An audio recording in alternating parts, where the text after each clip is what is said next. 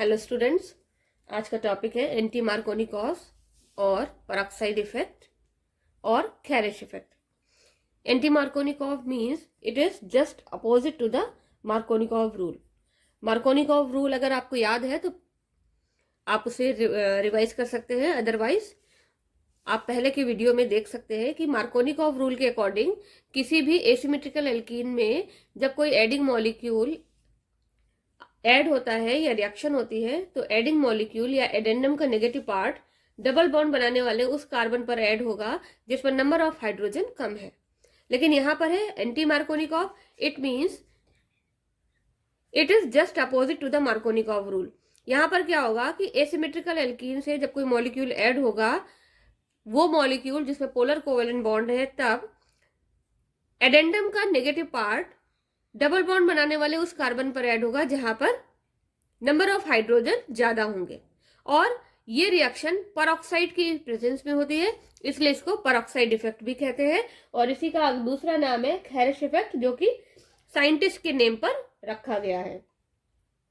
Peroxide effect या anti Markovnikov के according asymmetrical alkene CH3CH double bond CH2 और unsymmetrical alkene it is propene when propene reacts with hydrogen bromide HBr, then the negative part is Br. It is negative part of molecule, and when it both reacts in the presence of peroxide, तो यहां पर हम peroxide लेते हैं C6H5CO whole twice O2. It is benzoyl peroxide, और benzoyl peroxide की presence में जो नेगेटिव पार्ट है it attached with the carbon of double bond having more number of hydrogen atom. तो CH2 के पास ज्यादा है, पहला कार्बन और दूसरे कार्बन के बीच डबल बॉन्ड है, फर्स्ट और सेकंड कार्बन के बीच डबल बॉन्ड है, जिसमें से सेकंड कार्बन पे नंबर ऑफ हाइड्रोजन कम है और फर्स्ट कार्बन पे नंबर ऑफ हाइड्रोजन ज्यादा है। इसलिए नेगेटिव पार्ट एडेंडम का कहाँ जाएगा? फर्स्ट कार्बन पे जाएगा in the presence of peroxide.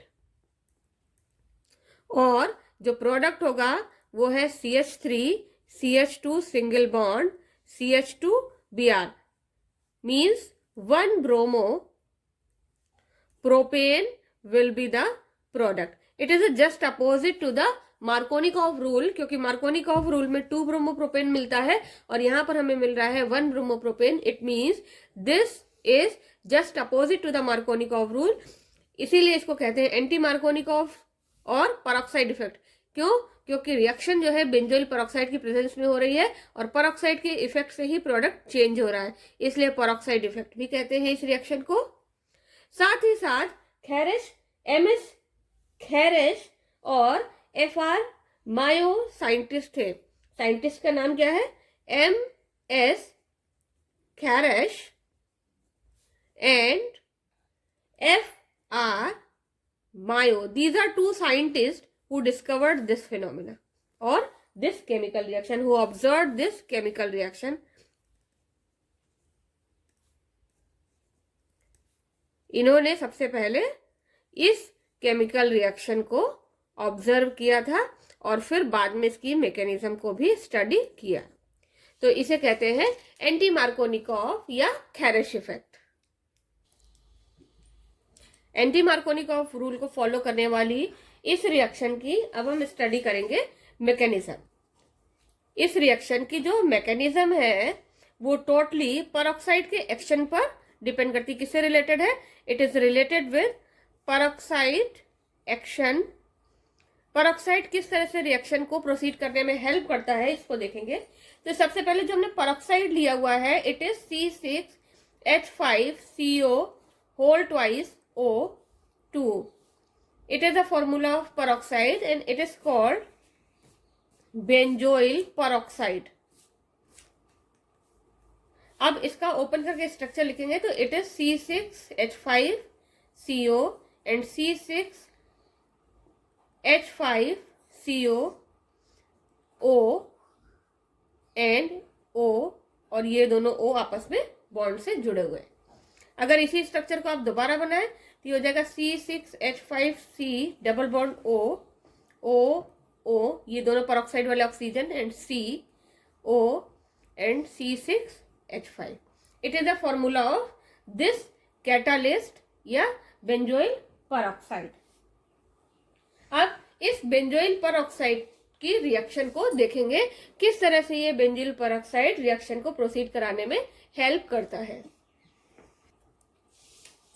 अब ये जो बेंजोइल परऑक्साइड है, इसकी मैकेनिज्म कैसे स्टार्ट होगी एंटी मार्कोनिकॉव में. तो जो पहला स्टेप है, फर्स्ट स्टेप 1 जो लेंगे, उसमें C6H5C double bond O, it is peroxide oxygens, C double bond O, C6H5. It is a formula of benzoyl peroxide, and this benzoyl peroxide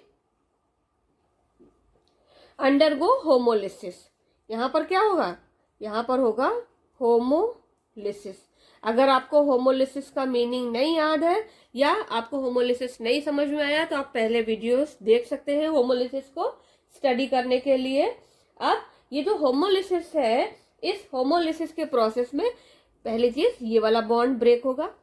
homolysis में शेयर्ड इलेक्ट्रॉन, दो शेयर्ड इलेक्ट्रॉन जो होंगे oxygen के बीच में, वो शेयर्ड इलेक्ट्रॉन दोनों participating atom अपना अपना इलेक्ट्रॉन ले लेंगे.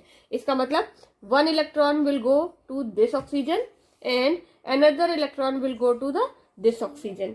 और इससे हमें 2 फ्री रेडिकल्स मिलेंगे. एक फ्री रेडिकल इस वाले पोर्शन से मिलेगा यहां से, और दूसरा फ्री रेडिकल यहां से मिलेगा. तो ये हो जाएगा C6H5C, ये carbonyl oxygen, and O peroxide वाला जो ऑक्सीजन था. अब इसके पास फ्री रेडिकल है तो इसके पास कितने इलेक्ट्रॉन्स हो जाएंगे? ये देखिए, ये इसका एक ये इलेक्ट्रॉन.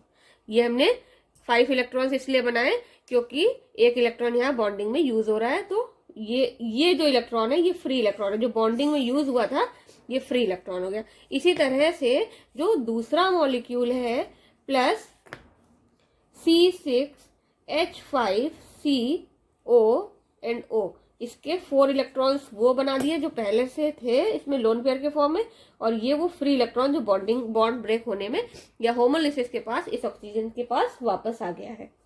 ये वही इलेक्ट्रॉन है जो ऑक्सीजन ने बॉन्डिंग के दौरान शेयर किया था, ये बॉन्ड बनाने में यहाँ पर यूज किया था. अब इस होमोलिसिस में बनने वाले ये दोनों free radicals, these are free radicals, और ये हाईली रिएक्टिव होते हैं. इसलिए ये दोनों फ्री रेडिकल, अब ये यहाँ पर 2 फ्री रेडिकल हो गए, तो ये दोनों फ्री रेडिकल जब ब्रेक होते हैं आपस में या नए प्रोडक्ट्स बनाते हैं तो बनता है C6H5 and another one is carbon dioxide. 2 free radicals, C6H5 free radical, and these are called phenyl free radicals. ये कहां से मिले हमें? बेंजोइल परऑक्साइड से हमें मिले phenyl free radicals, and these phenyl free radicals will propagate the chemical reaction taking place according to anti-Markovnikov. अब ये C6H5 जो फ्री रेडिकल है, सेकेंड स्टेप में क्या होगा कि C6H5 free radical, that is phenyl free radical, it will break the bond between hydrogen and bromide in the adding molecule. ये addendum है, इट इज एडेंडम और एडिंग मॉलिक्यूल. मार्कोनिकॉफ के according यहाँ पर हेट्रोलिसिस होती है जिससे हमें नेगेटिव पार्ट मिलता है, लेकिन यहाँ पर जब हम फ्री रेडिकल की प्रेजेंस होगी तो यहाँ पर क्या होगी? Homolysis of bond. देखिए होमोलिसिस. आप मार्कोनिकॉफ रूल को समझने के लिए आप पहले वीडियो देख सकते हैं, और पहले वाले वीडियो में बताया गया था कि HBr मॉलिक्यूल में Br की इलेक्ट्रोनेगेटिविटी ज्यादा होने की वजह से ये बॉन्ड हेट्रोलिसिस वे में या हेट्रोलिटिक मैनर में ब्रेक होता है, जिससे हमें नेगेटिव Br माइनस या ब्रोमाइड आयन मिलते हैं. लेकिन जब फ्री रेडिकल की प्रेजेंस में रिएक्शन होगी तो फ्री रेडिकल क्या कराएगा? फ्री रेडिकल की प्रेजेंस में HBr में हो जाएगी होमोलिसिस. मींस Br अपना शेयर्ड इलेक्ट्रॉन ले लेगा और हाइड्रोजन अपना शेयर्ड इलेक्ट्रॉन लेकर के सेपरेट होगा. तो यहां से हमें मिलेगा ब्रोमीन फ्री रेडिकल और हाइड्रोजन फ्री रेडिकल. यहां से हमें 2 चीजें मिल रही हैं, ब्रोमीन फ्री रेडिकल और हाइड्रोजन फ्री रेडिकल. ठीक है, तो इसको ऐसे अलग दिखा सकते हैं, hydrogen free radical and bromine free radical, दो स्पीसीज मिली। ये हाइड्रोजन फ्री रेडिकल इस फेनिल फ्री रेडिकल के साथ जुड़ जाता है, क्योंकि दोनों फ्री रेडिकल आपस में रिएक्ट करते हैं और बनता है C6H6 दैट इज बेंजीन।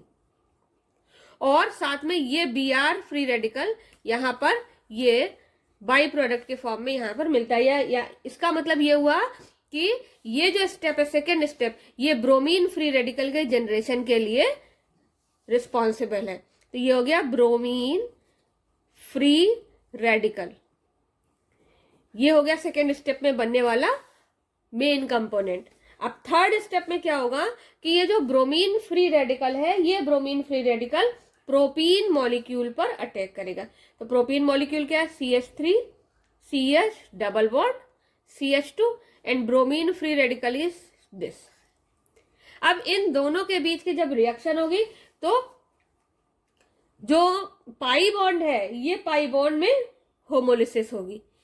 जब फ्री रेडिकल होंगे तो होमोलिसिस होगी, ये याद रखेंगे। तो यहां पर लिखेंगे आप होमोलिसिस ऑफ पाई बॉन्ड। जब पाई बॉन्ड की होमोलिसिस होगी तो ये Br फ्री रेडिकल दोनों में से किसी एक कंपोनेंट पर ऐड हो जाएगा। अब यहां पर अगर Br free radical second carbon पर 1 2 3 सेकेंड कार्बन पर अगर ऐड होता है तो बनेगा CH3 CH Br और CH2 पे आ जाएगा फ्री इलेक्ट्रॉन। और दूसरा कंपोनेंट है CH3 CH free radical and CH2 और Br यहाँ पर फर्स्ट कार्बन पर ऐड हो गए। दो कंडीशन बनती है। तो इन दो कंडीशन में ये जो कंपोनेंट बना, it is 1 degree free radical and it is 2 degree free radical. Primary and secondary free radical बन गए। और आपको मालूम है कि फ्री रेडिकल्स में भी सेकेंडरी फ्री रेडिकल की जो स्टेबिलिटी है वो प्राइमरी फ्री रेडिकल से ज्यादा होती है। अब ये जो थर्ड स्टेप है हमारा, इसको हम एक बार और देखेंगे कि थर्ड स्टेप में आखिर हुआ क्या ऐसे कि जिसमें प्राइमरी और सेकेंडरी फ्री रेडिकल्स का फॉर्मेशन हो रहा है। तो देखिए, जो प्रोपीन मॉलिक्यूल है CH3 CH double bond CH2, ये propene molecule Br free radical की प्रेजेंस में ये जो पाई इलेक्ट्रॉन है, इनको रेड कलर के डॉट से दिखाया, ये जो पाई इलेक्ट्रॉन है इस पाई बॉन्ड में प्रेजेंट है। एक इलेक्ट्रॉन इस कार्बन का है, दूसरा इलेक्ट्रॉन इस कार्बन का, ये दोनों अपना अपना इलेक्ट्रॉन ले लेते हैं। ठीक है, जब ये दोनों एक दूसरे से अपना अपना इलेक्ट्रॉन ले लेंगे तो CH3 CH single bond CH2 और दोनों के पास फ्री इलेक्ट्रॉन। ठीक है, बॉन्ड ब्रेक नहीं हो रहा है पूरी तरह, सिग्मा बॉन्ड ब्रेक नहीं हो रहा है। और दूसरा भी ये बन गया CH2। अब ये Br, अगर ये Br सेकेंड कार्बन पे जाएगा तब क्या होगा, और अगर ये Br फर्स्ट कार्बन पे जाएगा तब क्या पॉसिबिलिटी होगी। तो ये हो गया केस 1 और ये हो गया केस 2। तो जो केस 1 है, फर्स्ट केस, उसमें Br जा रहा है सेकेंड कार्बन पर, तब बना CH3 CH single bond Br and CH2 with free electron. और जो सेकेंड केस है, इस सेकेंड केस में फॉर्मेशन हुआ CH3 CH with free electron and CH2 with Br। Br first carbon पे पहुंच गया। अब इसमें इस कार्बन पर, इस कार्बन के साथ एक एल्किल चेन ये जुड़ी हुई है, दूसरी एल्किल चेन ये है, जबकि इस कार्बन के साथ केवल एक ये एल्किल चेन जुड़ी हुई है, इसलिए ये हो गया 1 डिग्री और प्राइमरी फ्री रेडिकल, और ये हो गया 2 डिग्री और सेकेंडरी फ्री रेडिकल। और आपको मालूम होना चाहिए secondary free radicals are stable than primary free radicals. तो इसका मतलब स्टेबिलिटी ऑर्डर में इट इज मोर स्टेबल, और जो मोर स्टेबल होगा वही क्या बनाएगा, मेजर प्रोडक्ट।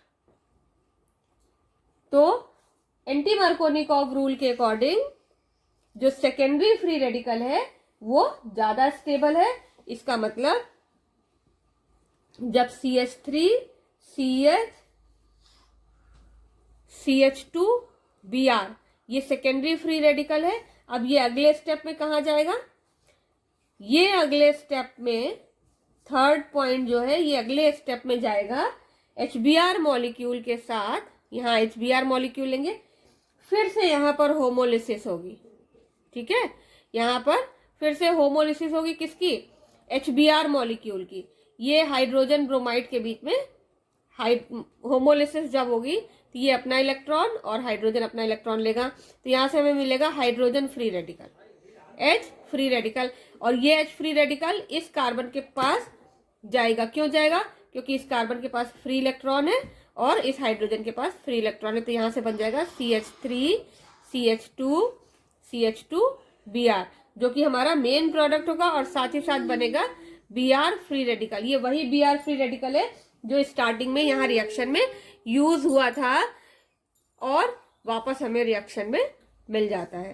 तो इस तरह से एंटी मार्कोनिकॉफ के अकॉर्डिंग जो हमारा मेजर प्रोडक्ट है वो है 1 bromo propane, and it is the major product of the reaction and formed by the free radical mechanism and due to more stability of secondary free radical which is formed here.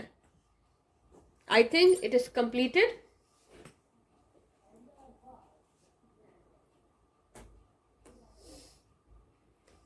अब इसमें एक चीज और है कि जब ये major product हमारा बन गया तो इस माइनर प्रोडक्ट का क्या हुआ, क्योंकि यहाँ पर दूसरा free radical primary free radical भी बन रहा है, तो जो प्राइमरी फ्री रेडिकल है ये फ्री रेडिकल अगले स्टेप में माइनर प्रोडक्ट बनाता है। क्यों माइनर प्रोडक्ट बनाता है, क्योंकि CH3 CH Br and CH2 with free electron और ये हाइड्रोजन फ्री रेडिकल इसके ऊपर अटैक करेगा, तो यहां से बनेगा CH3 CH Br and CH3 2 bromo propane, और ये होगा माइनर प्रोडक्ट। और इसका फॉर्मेशन इसलिए होता है क्योंकि ये जो है ये प्राइमरी फ्री रेडिकल है, ये primary free radical less stable है।